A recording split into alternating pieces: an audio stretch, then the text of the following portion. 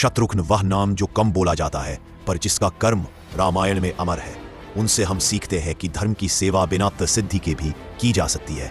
यह कथा है शत्रुघ्न की, शांत, संयमी पर शौर्य से पूर्ण। अयोध्या की धरती पर जब धर्मराज श्री राम ने अपना राज्य स्थापित किया तो उन्होंने संपूर्ण पृथ्वी पर धर्म और मर्यादा की स्थापना हेतु आरंभ किया महान अश्वमेध यज्ञ। इस यज्ञ में छोड़ा गया एक दिव्य अश्व जो जहां भी जाता वहां श्री राम के धर्म की घोषणा करता।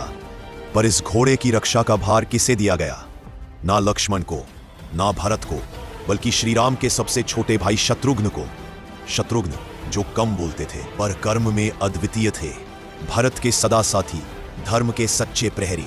श्री राम ने कहा, भैया शत्रुघ्न, अश्व की रक्षा तुम्हारे हाथों में ही सुरक्षित है। शत्रुघ्न ने हाथ जोड़कर प्रणाम किया, आपके आदेश से बढ़कर मेरे लिए कोई धर्म नहीं।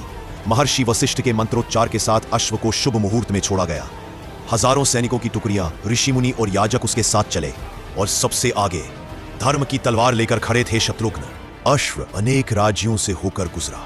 जहां जहां धर्म को स्वीकारा गया वहां शांति रही, पर जहां अहंकार ने रास्ता रोका युद्ध हुआ।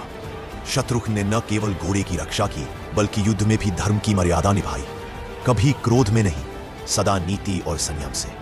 उन्होंने कई राजाओं को परास्त किया पर किसी को अपमानित नहीं किया, बल्कि कहा, अहंकार छोड़ो, धर्म का मार्ग अपनाओ। यही थे शत्रुघ्न जो शत्रु को नहीं अधर्म को हराने निकले थे। अंततः अश्व पूरे आर्यावर्त से होकर विजयी भाव से अयोध्या लौटा। यज्ञ पूर्ण हुआ और श्री राम ने कहा, शत्रुघ्न, तुम्हारे संयम ने धर्म की रक्षा की है। चारों भाइयों ने गले लगकर कहा, यही है मर्यादा पुरुषार्थ का मार्ग।